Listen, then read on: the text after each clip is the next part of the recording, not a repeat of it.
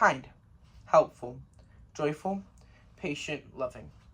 Like most of you, when I think about my mom, those are some words I'd use to describe her. One word that wouldn't come to mind is the word multitask. Whether it be cooking and cleaning or walking and talking, my mom was never one who could do two things at once. Like once, when my sister and I were younger, my mom was in the living room, chilling on the couch, dead focused on the TV. We were in my room, swinging on my bunk bed. Well, as gravity works, it happened to fall right on top of me. My sister tried to run to my mom and explain to her what happened, but she couldn't get the words out. My mom didn't hear because she was focused on the TV. So my sister ran back to the room, and with the strength of Hulk and my help, of course, lifted up the bed and saved me. Another time is when my mom would have to go to work and have me watch my siblings. Now, some of you may think, oh, it's just watching your siblings. No, it's not. It's cooking and cleaning, making sure they come from school safe, taking care of them when they get sick, budgeting for food, and making sure they do homework and go to bed by time.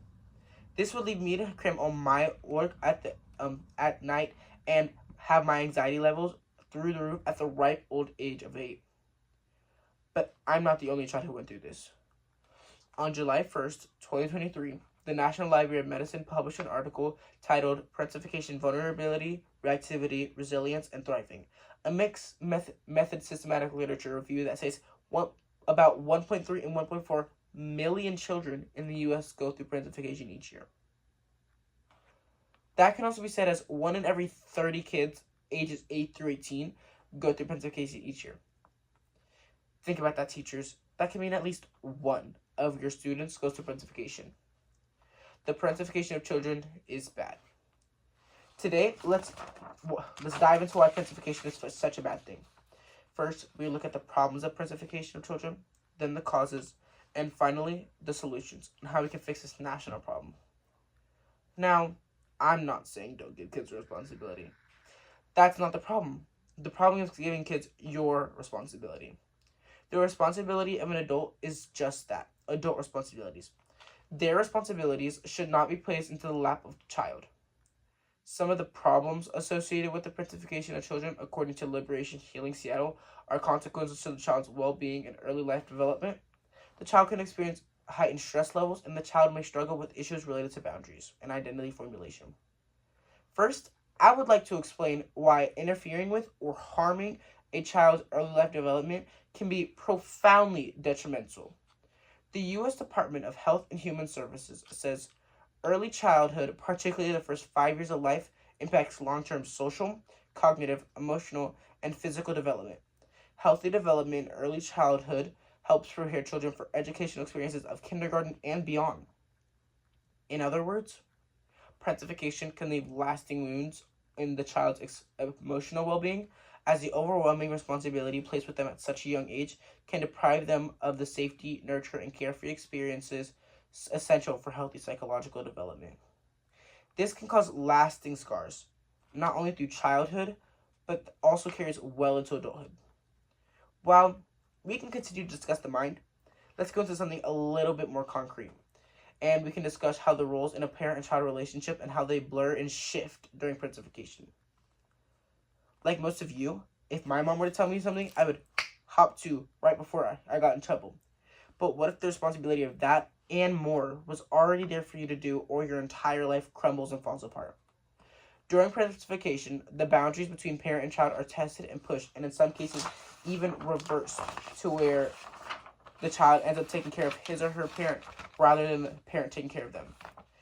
The impact of this can be the child translating their relationship with the parent to be codependent, which can mean that the adult has excessive emotional or physical reliance on the child. Alternatively, the child may have a relationship where they have to give up their obligations to take care of their parent. This can lead to the child growing up into thinking everyone else's needs come before theirs, and that they have an obligation to take care of everyone else rather than themselves. You may think, it can't get any worse than this, but you'd be wrong. Because now we can discuss how it affects their identity formulation and how they can build healthy relationships outside of their family. Parentification doesn't give children room to grow. It forces them to grow up immediately without real-world experience. Causes of parentification of children can be parental absence, substance abuse, and emotional dependency. Let's start with parental absence. Parental absence can occur when one or both parents work long hours throughout the day, which often means leaving the eldest child to watch over the younger siblings, which means handling tasks such as household chores and cooking, instead of that child being able to grow up in a timely manner and experience the world. They are forced to grow up immediately. Now, substance abuse. Substance abuse is when an adult takes drugs or alcohol and abuses those. Substance abuse can lead to the parent neglecting their basic responsibilities as a parent, or can lead to a harmful or unsafe environment where the children have to step up into the role to keep the peace and safety of the home. Lastly, emotional dependency. Emotional dependency occurs when the parent leans on their child for emotional support, confiding in them about adult issues like relationship problems, finances, or mental health. This forces the child to become the therapist or best friend, robbing them of the safe emotional distance they need to develop their own identity. These causes often overlap, creating a cycle that's difficult to break. But that doesn't mean there's no hope. To solve the problem of parentification of children, we need awareness, support, and change, both at home and within our communities. First, awareness is key. Teachers, counselors, and family friends should be educated to recognize signs of parentification, like chronic stress, over-responsibility, or exhaustion in children. The earlier it's recognized, the sooner help can be provided. Second, support. Support systems for both parent and children are essential. Programs that provide affordable childcare, parental mental health services, and family therapy can prevent children from being forced into adult roles. Schools can offer after-school programs or mentorship opportunities to give children a chance to be kids. Finally, communication and boundaries need to be rebuilt at home. Parents should seek help when they're overwhelmed instead of shifting the burden to their children. Communities and schools can also help by normalizing conversations about family struggles and offering non-judgmental support resources. The solution doesn't lie in blaming the parents. It lies in helping the family and function in healthier ways. No child should have to trade their childhood for responsibilities. Parentification robs children of innocence, joy, and the chance to grow at their own pace. It blurs roles, builds anxiety, and leaves lasting emotional scars. If teachers, parents, and communities come together to recognize and prevent parentification, we can ensure that children grow up as children and not as miniature adults trying to hold a family together.